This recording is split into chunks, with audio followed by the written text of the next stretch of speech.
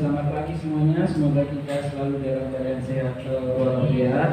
Nah, kembali lagi bersama saya Sofian Sapadi dengan mata kuliah Sistem Pendukung Keputusan, di mana mata kuliah ini kalian akan temukan pada semester 7 saat ini, semester 7. Jadi kembali lagi dengan saya. Nah, seperti sebelum-sebelumnya, pada pertemuan pertama itu adalah pengenalan dasar saja dari materi yang akan saya sampaikan. Nah, di beberapa kampus itu materi sistem pendukung keputusan, ada yang menamainya dengan sistem pengambilan keputusan, ada yang menamainya juga sistem penunjang keputusan.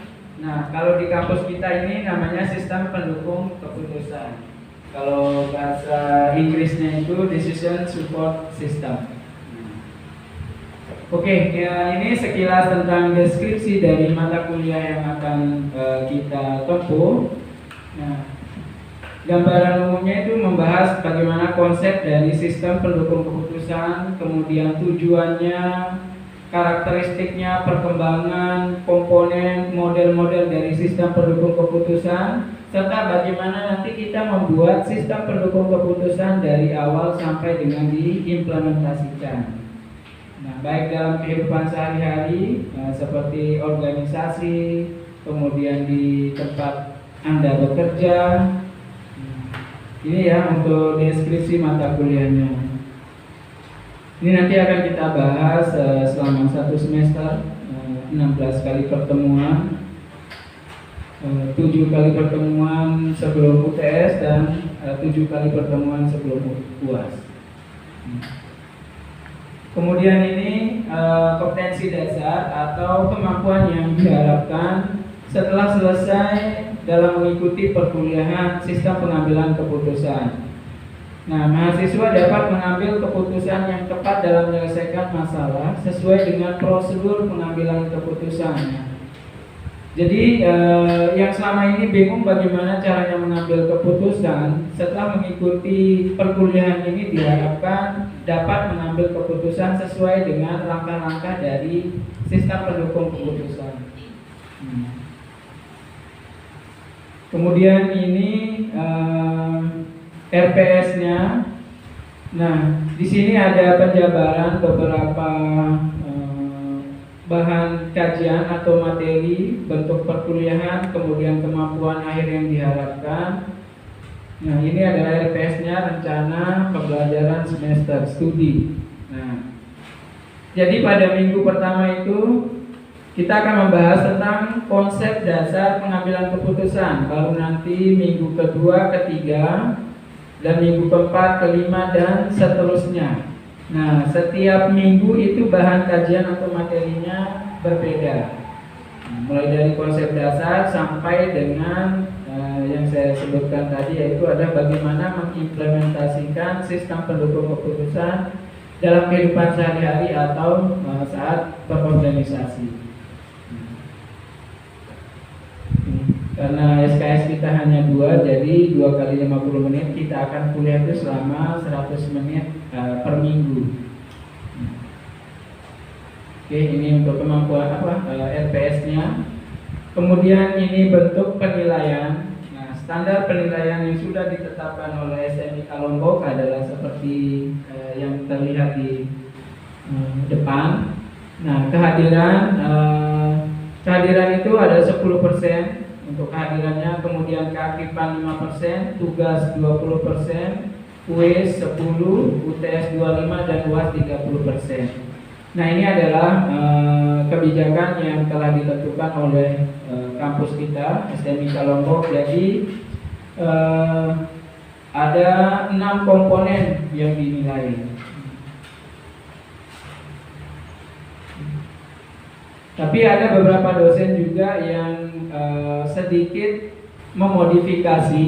Nah, itu tidak jadi masalah, yang penting bisa dilaporkan. Jadi yang untuk sistem pendukung keputusan, nanti model komponen penilaiannya seperti yang sudah saya sebutkan tadi. Nah, keaktifan di sini maksudnya keaktifan itu ya aktif berdiskusi di dalam kelas, aktif bertanya jika dirasa tidak masih belum jelas. Kemudian kehadiran ini juga lumayan berpengaruh 10%. Hampir sama dengan kuis. Nah, ini untuk referensinya atau bahan bacaan yang saya gunakan pada perkuliahan ini ada 3.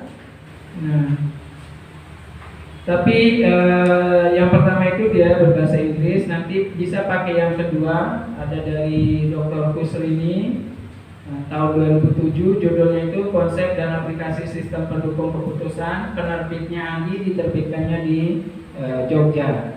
Kemudian ada Kusuma Dewi dan kawan-kawan, itu judul bukunya Aplikasi Logika Fuzzy untuk Mendukung Keputusan. Ini penerbitnya Geraha Ilmu, sama diterbitkannya juga di Yogyakarta. Jadi ini referensi utama yang saya gunakan, dan saya harapkan Anda semua menggunakan salah satu, kalau tidak bisa ketiganya, jadi salah satu dari referensi utama ini.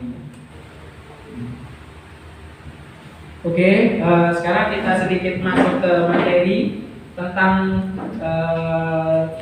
bagaimana sih kita membuat suatu keputusan.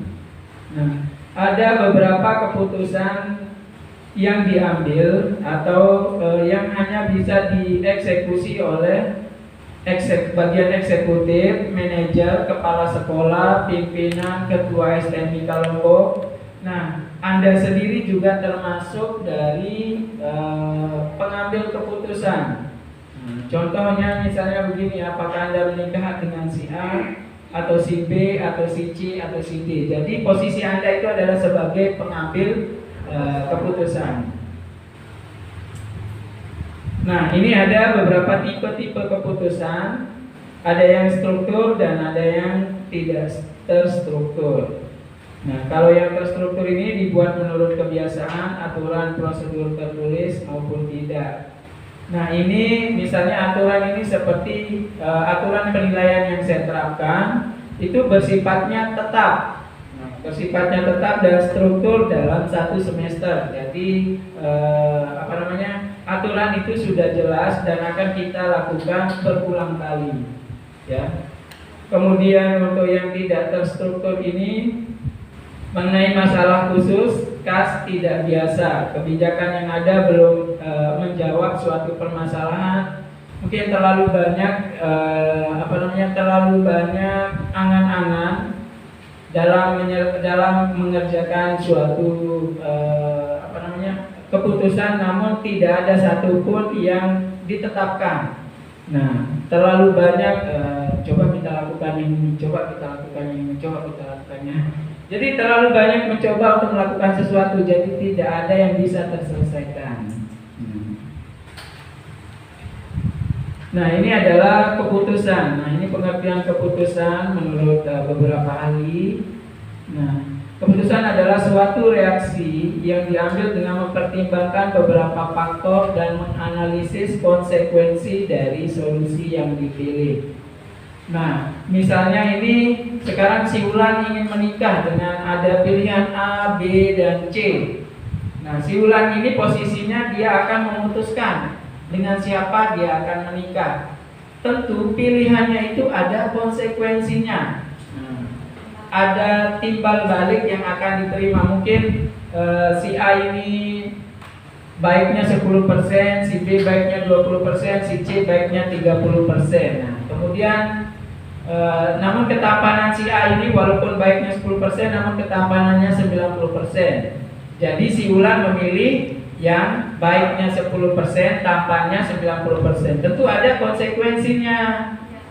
Bisa saja nanti ketika mereka menjalani hubungan, saking suaminya baiknya hanya 10%, jadi 90%-nya tidak baik.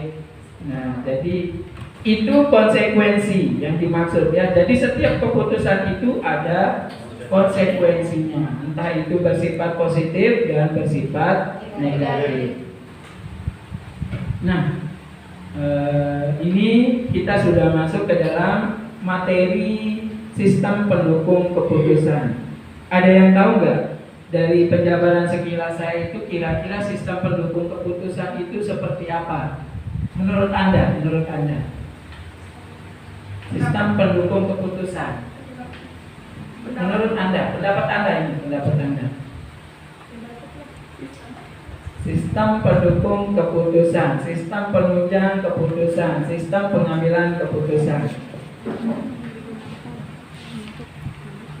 Ada yang bisa menjelaskan sedikit saja, sekilas, atau dilihat dari pertanyaan ini, dilihat dari katanya, kira-kira apa ya? Sistem pendukung keputusan. Pas. Saya jelaskan di sini. Sistem pendukung keputusan adalah sistem yang membantu pimpinan atau pengambil keputusan dalam mengambil keputusannya. Nah, itu yang dimaksud dengan sistem pendukung keputusan. Namun, sistem pendukung keputusan ini dia bersifat hanya membantu, bukan mengganti. Ya, itu yang perlu diingat. SPK ini hanya membantu, bukan mengganti. Contohnya, misalnya si Wulan sekarang bingung dia menentukan yang A, B, dan C tadi. Kemudian lahirlah sistem pendukung keputusan. Wulan menginputkan data-datanya, kemudian setelah itu diproses. Oh, ternyata sistem pendukung keputusan ini memberikan rekomendasi kepada si C. Karena si C ini baiknya 90%, namun gantengnya hanya 10%. Nah, jadi sistem ini mengarahkan atau merekomendasikan kepada Wulan untuk memilih si C. Namun sekali lagi seperti yang saya sampaikan tadi, SPK ini hanya membantu, bukan mengganti. Jadi sekarang keputusan keputusan validnya itu hanya ada di Wulan. Jadi apakah si Wulan itu mengikuti sistem atau si Wulan tetap ngotot ngambil yang si A. Nah, itu ya, itu maksud dari pendukung keputusan. Kalau dari dalam kehidupan sehari-hari mungkin kalian tidak pernah memikirkan bahwa itu adalah salah satu contoh sistem pendukung keputusan. Pernah lihat speedometer motor, mobil? Nah, itu adalah contoh dari sistem pengambilan keputusan. Kenapa saya bilang begitu? Anda tahu sekarang posisi jarumnya ada di bawah E, bukan di E ya, tapi di bawah E. Tapi Anda ngotot menggunakannya ke Praya atau Mataram misalnya. Padahal Anda sudah tahu nih posisinya di bawah E dan mungkin jarak terjauh yang akan dilalui itu hanya 100 meter. Tapi Anda ngotot ingin ke Mataram. Kemudian pada speedometer itu juga kan sudah dijelaskan kalau di posisinya di bawah E atau di E atau mendekati E, Anda harus mengisinya atau harus mengisi BBM kan, bahan bakarnya. Kalau Anda tidak mengisi bahan bakarnya, ya risiko ada di tangan Anda. Bisa saja di tengah jalan Anda akan menggeret. Nah, itu adalah salah satu contoh dari sistem pendukung keputusan. Contoh yang lain lagi, perut Anda dalam posisi lapar, berbunyi. Sudah tahu kan, sudah dikasih kode, sudah diberikan masukan oleh sistem. Perut Anda mengatakan sudah bunyi, saatnya kita makan nih. Nah, tapi Anda ngotot tidak ingin makan. Nah, jadi resikonya ada di Anda sendiri. Ya. Karena keputusannya kan ada di Anda. Anda mau makan ya makan, Anda tidak makan ya tidak usah gitu. Tapi sistemnya sudah memberitahu Anda bahwa Anda harus makan. Nah, jadi ada resiko yang harus diterima setiap tindakan yang akan kita ambil. Nah, ini kemudian ada beberapa tujuan. Nah, membantu manajer dalam pengambilan keputusan, membantu dukungan atas pertimbangan manajer, meningkatkan efektivitas keputusan, kecepatan komputasi, peningkatan produktivitas. Nah, makanya seperti yang saya jelaskan, banyak perusahaan-perusahaan besar itu semakin besar karena mereka menggunakan sistem yang sudah yang sudah disetting sedemikian rupa untuk mengembangkan produk atau bisnisnya. Nah, gitu ya. Jadi mereka sudah membaca, sudah bisa memprediksi, oh tahun ini yang akan laku ini, brand yang akan laku ini, model pakaian yang akan laku seperti ini. Nah, kemudian tempat belanja yang akan ramai seperti ini, di tempat ini, dan seterusnya. Orang-orang sudah memikirkan sejauh itu namanya prediksi. Kemudian dengan menggunakan yaitu tadi sistem yang sudah disetting atau dirancang sedemikian rupa dari data-data dan informasi yang telah diterima. Jadi data-data informasi itu dikumpulkan, diolah, kemudian menghasilkan sesuatu.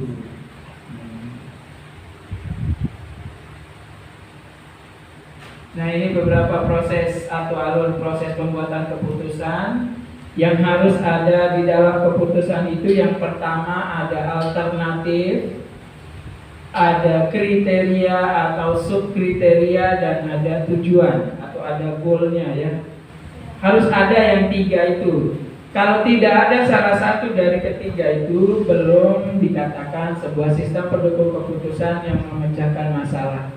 Misal sekarang consider adanya hanya alternatif dan kriteria. Nah, misal si Ulan sudah punya si A, B, dan C. Setelah dia punya si A, B, dan si C itu mau diapain gitu. Nah, karena tidak ada tujuannya. Kecuali sekarang si Ulan, kalau saya tujuannya itu adalah menikah, lalu saya sudah punya A, B, dan C. Itu kriteria A, itu adalah alternatifnya. Kemudian kriterianya itu rajin sholat, baik, ganteng misalnya, kemudian tidak suka marah, banyak cuannya. Nah, itu ya. Jadi itu adalah contoh dari kriteria. Alternatifnya adalah objeknya atau orangnya tadi A, B, C, D. Kemudian kriterianya adalah rajin sholat, banyak cuannya. Kemudian tapi banyak saja tidak cukup loh. Banyak tapi memberi cuan ke anunya. Kalau banyak kan bisa saja disimpan di bawah lemari, di bawah pakaian. Kemudian tujuannya adalah menikah. Itu ya tentang sistem pendukung keputusan. Harus ada tiga, perlu diingat. Ada alternatif, kriteria atau subkriteria, kemudian tujuannya atau goalnya. Nah, ini ada beberapa contoh dari pemecahan suatu masalah dengan metode plus minus interesting. Nah, PMI ada plus, ada minusnya, ada interesting. Ini adalah metode tersimpel yang ada di sistem pendukung keputusan. Nah, ini ya PMI. Nah, ini ada rumusnya P plus dalam kurung min N plus I sama dengan hasil. Nah, misalnya ini contoh pertanyaannya. Haruskah Anda memilih untuk mendaftar CPNS? Nah, tuliskan hal positif ketika Anda mengikuti tes CPNS. Ketika Anda lulus tes CPNS, tuliskan hal positifnya. Kemudian tuliskan minusnya ketika Anda ingin ikut mendaftar CPNS, ketika Anda lolos CPNS, itu apa sih minusnya?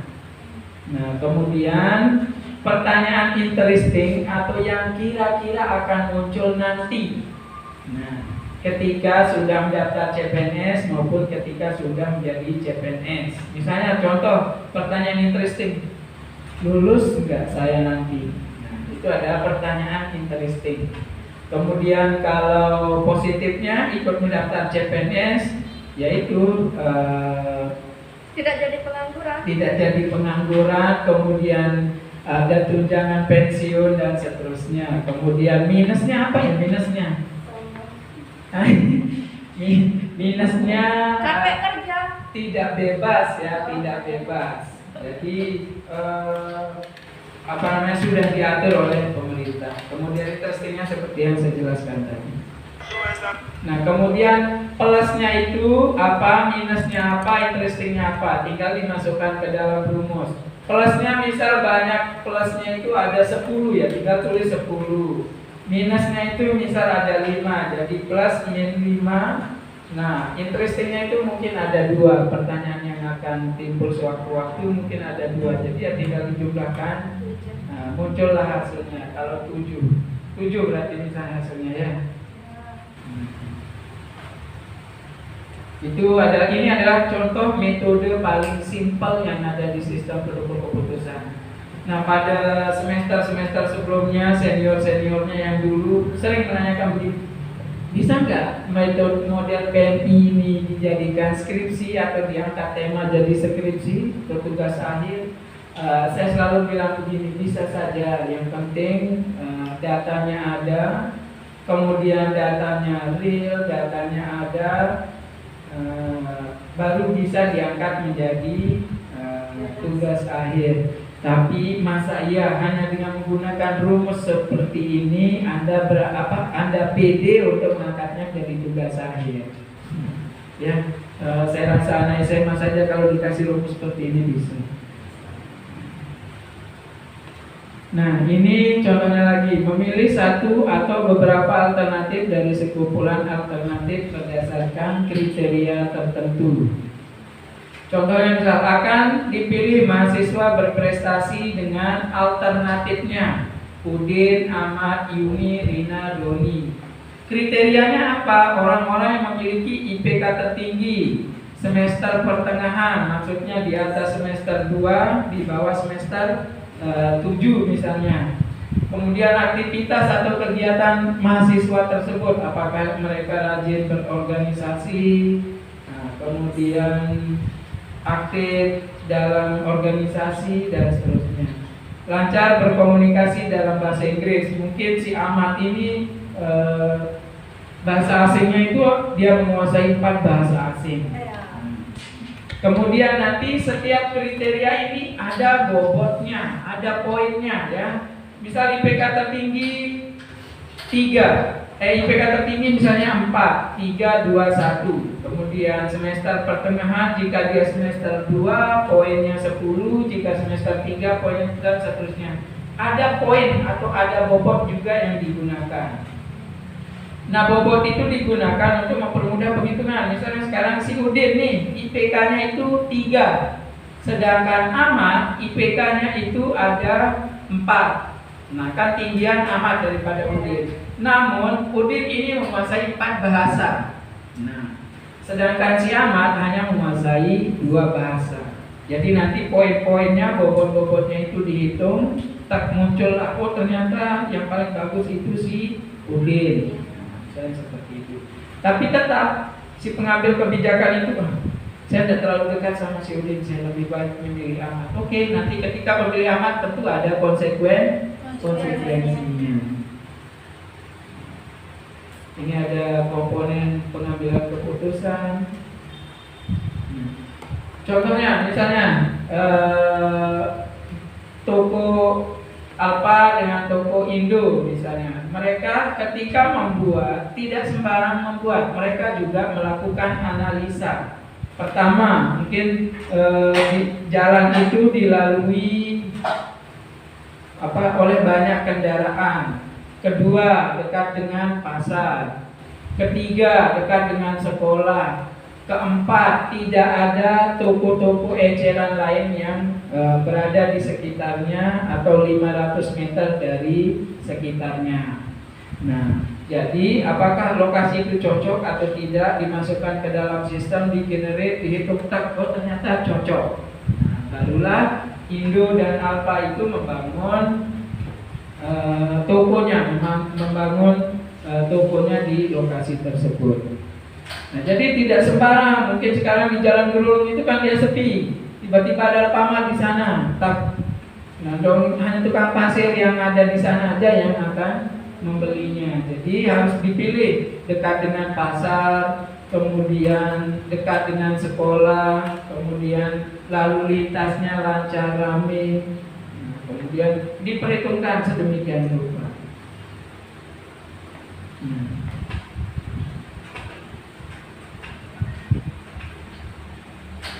Nah, ini ada beberapa pendekatan pengambilan keputusan. Ada authoritarian, kemudian dan ada grup. Authoritarian ini adalah saya sebagai pimpinan atau kepala sekolah mempunyai kebijakan lalu menyampaikannya pada kelompok atau pada individu atau pada rekan kerjanya. Kalau grup ini secara berdiskusi memecahkan suatu masalah, kemudian muncullah pemecahan masalahnya atau hasilnya.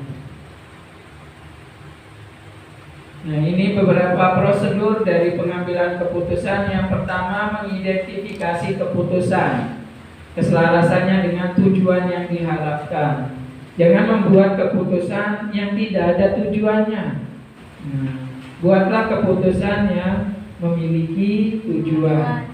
Contohnya misal di sini, kemana kita akan pergi berlibur hari ini?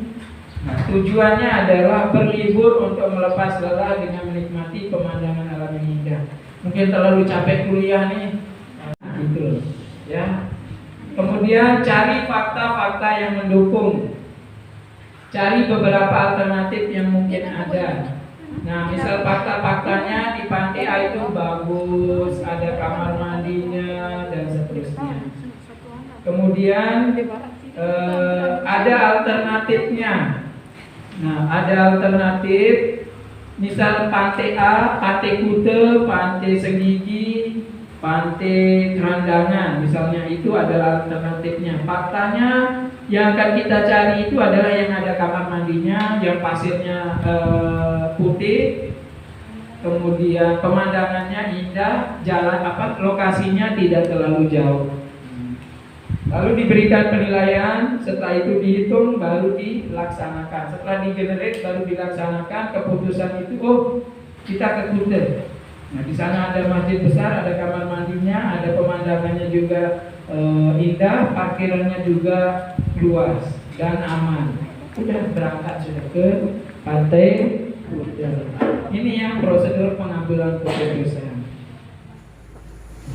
Kemudian ada proses pemodelan keputusan. Ada proses pemodelan keputusan. Kenapa perlunya pemodelan keputusan itu? Nah, di sini sudah disebutkan ada proses membuat suatu keputusan bukanlah sebuah proses yang mudah. Nah, beberapa tahap harus dilalui untuk mendapatkan keputusan yang tepat. Jadi, walaupun kita ingin mengambil suatu keputusan, tapi belum tentu keputusan tersebut cepat atau mudah kita putuskan. Perlu banyak pertimbangan yang harus kita pikirkan juga. Nah, kemudian kalau dalam bukunya Turban tahun 2005 itu ada 4 tahapan yang harus dilalui dalam membentuk keputusan. Nah, yang pertama ada permasalahan di dunia nyata. Permasalahannya itu apa sih? Nah, kemudian ada identifikasi masalahnya, ada perancangan, ada pemilihan, dan ada implementasinya. Misal permasalahan di dunia nyata itu adalah kita ingin melakukan sistem pendukung keputusan pemilihan guru terbaik misalnya. Nah, itu masalahnya, bagaimana sih sekarang kita memilih guru terbaik ini? Itu yang jadi permasalahan.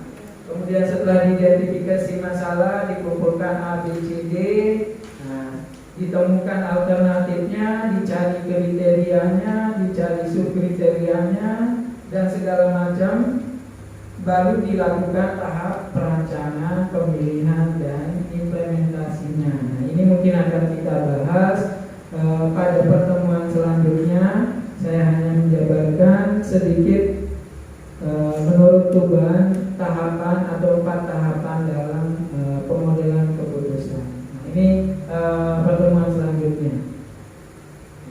Nah, kemudian saya juga akan memberikan suatu gambaran untuk metode yang digunakan selain metode PMI dalam sistem pendukung keputusan. Itu ada namanya metode AHP atau Analytical Hierarchy Process.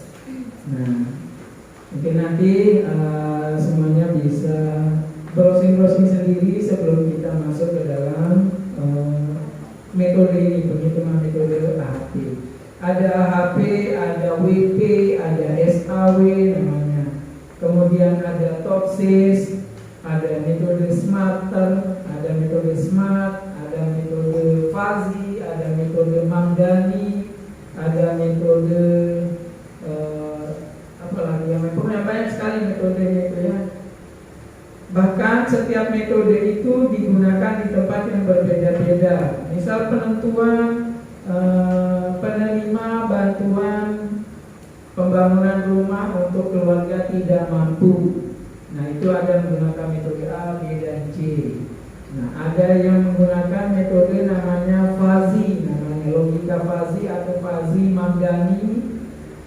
Nah, itu logika Fuzzy itu dia memberikan keputusan yang dia adalah sistem pendukung keputusan untuk yang sifatnya tidak pasti. Nah, tidak pasti sifatnya. Kemudian ada juga metode profil matching. Nah, profil matching itu adalah untuk biasanya digunakan untuk pemilihan dosen terbaik, guru favorit, kemudian penilaian kuesioner dan seterusnya. Ya, namun pada perkuliahan kita itu hanya membahas tentang AHP, SAW sama WP. Hanya 3 itu saja, semoga dalam 1 semester bisa kita selesaikan. Nah, masih banyak ya, ini ada beberapa contohnya. Nah, ini yang maksud saya tadi, kerangka hierarki dalam pengambilan keputusan itu yang pertama harus ada goal atau tujuannya, kedua ada kriteria atau subkriterianya, ketiga ada alternatif, orang-orang yang akan kita pilih, lokasi yang akan kita pilih, objek yang akan kita pilih. Nah, ini saya tampilkan sedikit. Misal contoh kasus sederhananya, si Ariel datang dari Jogja dan berencana untuk berwisata ke salah satu pantai yang ada di sekitar Lombok. Namun dia bingung untuk memutuskan pantai yang tepat dia kunjungi. Dengan metode AHP kita bisa membantu si Ariel untuk memperoleh keputusan yang paling baik. Nah, ini masalahnya. Kemudian ini tujuannya memilih destinasi wisata. Kemudian ini alternatifnya Kute, Maun, Silong Blana. Kemudian ini kriterianya, yang satu keindahan, yang kedua keamanan, yang ketiga fasilitas, yang keempat biaya. Nah, keindahan berkaitan dengan keindahan pemandangan pantai dan juga kebersihannya. Semakin indah pantainya maka tinggi tingkat prioritasnya. Prioritas itu adalah pemberian nilainya atau poinnya akan semakin tinggi. Oke, tapi nanti ini di pertemuan selanjutnya, pertemuan ke-45. Hanya ini adalah gambaran yang akan kita bahas nanti ke depannya. Oke, demikian dulu pemaparan materi dari saya. Mungkin jika ada yang kurang jelas bisa kita diskusi. Oke, mungkin ada yang masih ingin ditanyakan dari pemaparan atau materi yang saya sampaikan tadi, biar bisa kita diskusikan bersama. Silakan ditanya. Oh ya, silakan ditanyakan. Kenapa perusahaan menggunakan sistem pendukung keputusan dalam mengambil keputusan? Oke. Kenapa? Berarti apa perlunya sistem pendukung keputusan itu untuk digunakan pada suatu perusahaan? Itu ya, jadi pertanyaannya. Baik. Oh ya. Pak, boleh saya menjawab? Oke, silakan dijawab. Menurut saya, mengapa perusahaan menggunakan sistem pendukung keputusan dalam mengambil keputusan itu adalah membantu manajer atau petinggi perusahaan dalam mengambil keputusan dari masalah yang bersifat semi terstruktur. Oke, yang saya sampaikan tadi itu ya berarti yang semi terstruktur. Yang dia tadi semi terstruktur. Nah, ini tadi membantu manajer dalam mengambil keputusan yang sifatnya semi terstruktur. Jadi apa sih perlunya SPK itu pada perusahaan atau organisasi? Yaitu untuk meningkatkan efektivitas si pengambil kebijakan dalam mengambil kebijakannya. Karena apa? Karena seperti yang saya jelaskan, sistem itu sudah menjelaskan, oh ini loh yang paling penting, oh ini loh yang Anda pilih. Nah, jadi sudah diyakinkan oleh sistem, kemudian si pengambil kebijakan ini akan tambah yakin untuk memilih hal tersebut, keputusan tersebut. Nah, misalnya tadi si Fulan ingin bekerja di perusahaan A, B, dan C. Nah, tapi sudah dijelaskan oleh sistemnya, oleh sistem pendukung keputusan bahwa di A ini lebih baik daripada di C. Jadi sekarang keputusannya ada di Fulan, apakah dia akan terpengaruh oleh sistemnya atau tidak akan terpengaruh oleh sistemnya. Intinya SPK itu sebagai penguat pengambil kebijakan untuk memutuskan suatu keputusan atau memberikan keputusan. Itu ya. Ada lagi yang ingin ditanyakan sebelum kita akhiri? Saya Pak. Oh ya, oke. Indri? Tadi ada yang bingung mengenai SIM kan Pak. Terus saya mau bertanya nih, perbedaan SIM sama SPK itu apa Pak? Oke. SIM ya, surat izin mengemudi gitu atau Bukan Pak. sistem informasi manajemen ya. Ya. Sistem informasi manajemen dan sistem pendukung keputusan. Mungkin ada yang ingin coba untuk menjawabnya? Ya Pak, Ya. menurut saya SIM itu dapat menghasilkan informasi yang bersifat rutin dan terprogram. Sedangkan SPK sudah dikaitkan dengan proses pengambilan keputusan yang spesifik. Itu saja Pak. Oke.